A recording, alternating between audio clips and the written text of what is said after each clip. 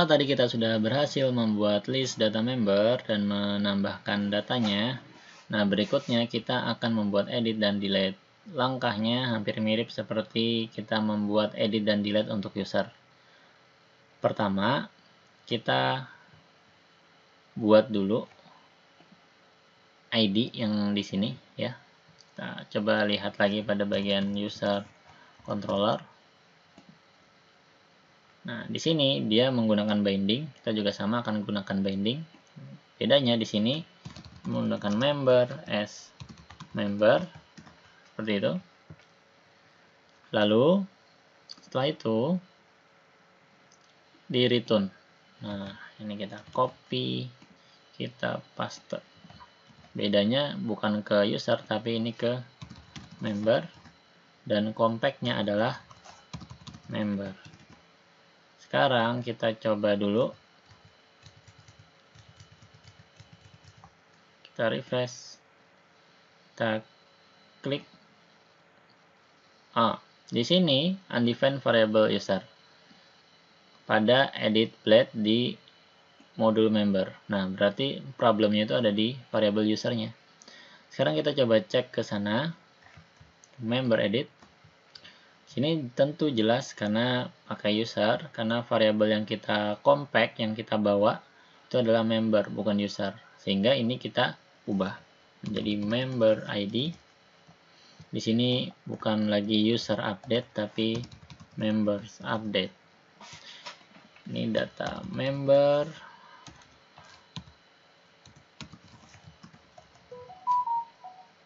Ini juga member dan ini members index. Oke, untuk berikutnya kita akan sesuaikan isi dari sini sesuai dengan yang ada di table, sesuai yang ada di create ya.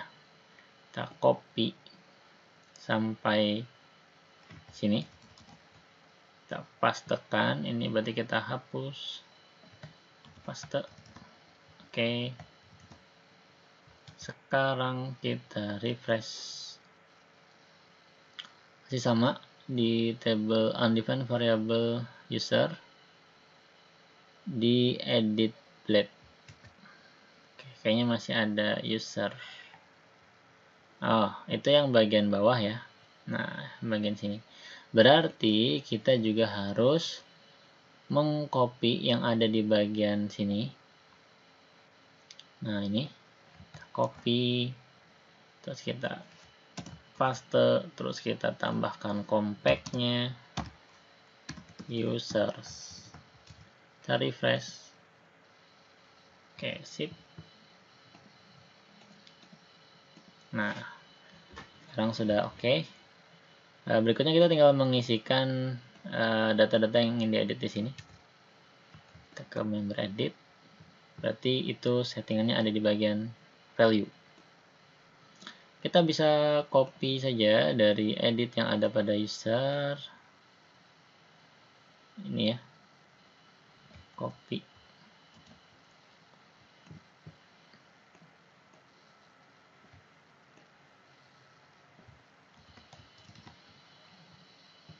Nah, ini enaknya kayak gini aja deh.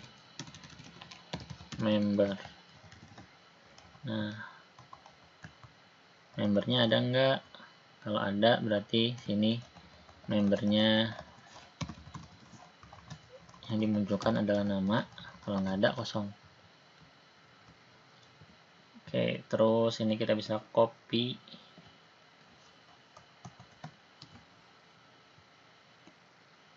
Untuk yang edit pada user itu juga bisa dibuat seperti itu ya. Tinggal kayak gini nih. Nah, dihapus saja yang emailnya. Juga untuk user ini. Di member juga sama. Pastekan membernya adalah npm. Paste lagi. Ini tempat lahir. Oke, terus ini paste. GL lahir. Terus berikutnya lagi radio. Nah, untuk radio ini kita perlu menggunakan if ya. Nah, itu kita bisa lakukan di sini. Nah, bentuknya seperti ini. Kita cek if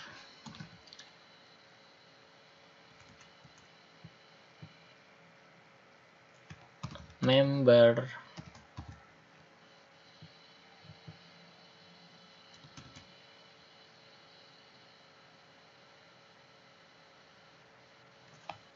ini variabel ya, member ada nggak membernya. Kalau ada berarti di sini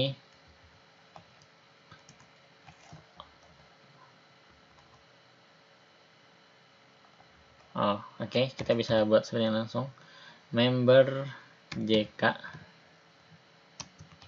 sama dengan L.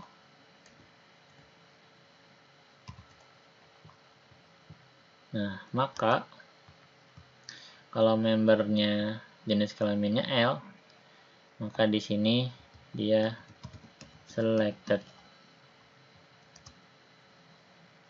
Karena ini radio berarti bukan selected tapi checked. Kalau enggak ya enggak. Ini kita bisa copy terus pastekan ini P. Kita refresh. Nah, laki-laki tercentang ya. Terus untuk prodi itu juga sama, kayak gini juga. Nah, caranya kalau ini kan menggunakan selected, menggunakan select ya. Jadi ini sama nih, kayak gini. Kita copy, kita paste ke sini. Nah, tapi bedanya kalau ini nanti TI, nah gitu, berarti ininya bukan checked, tapi kita ganti dengan selected. Kita copy, kita taruh di bawah.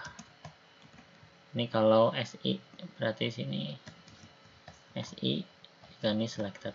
Oke, sekarang ini bukan member JK tapi member prodi.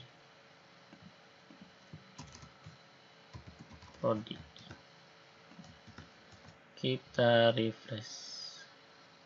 Nah, dan informatika yang dia pilih. Terakhir user. Nah, user ini agak sedikit tricky lagi. Di bagian value, nah ini kan sudah kita buatkan. Kita tinggal buat seperti ini.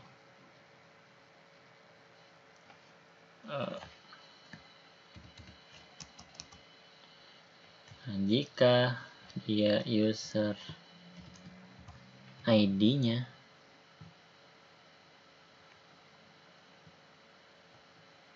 sama dengan JK user ID, maka di sini dia menjadi selected.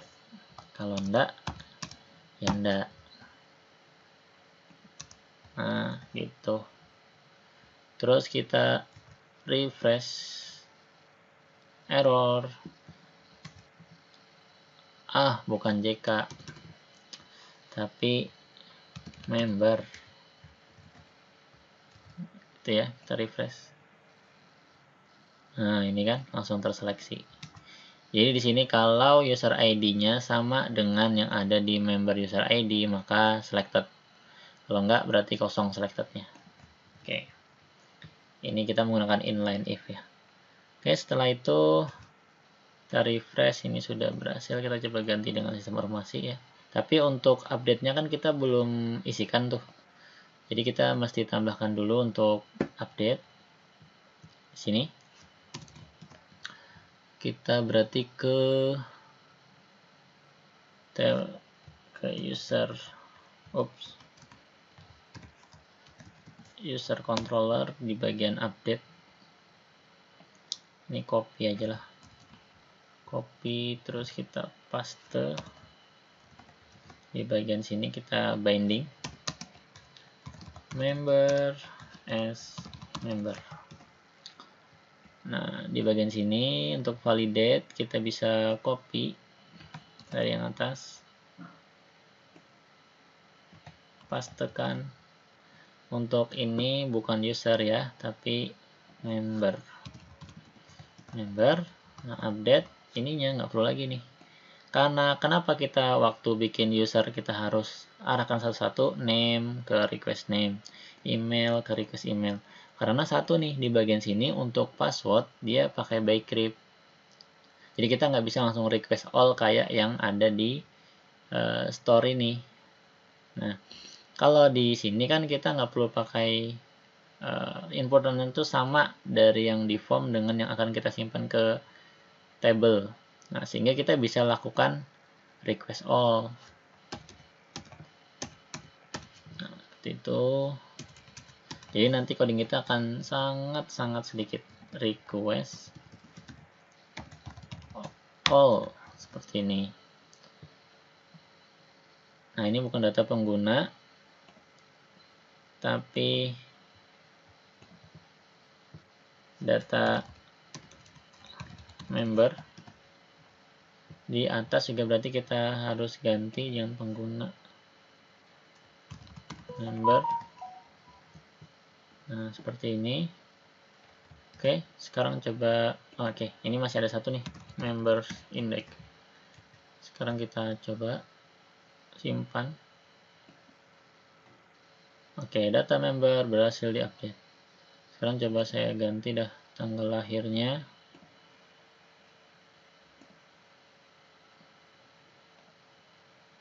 Januari, 7 Januari misalnya. Ini jadi perempuan, ini teknik informatika. Kita simpan.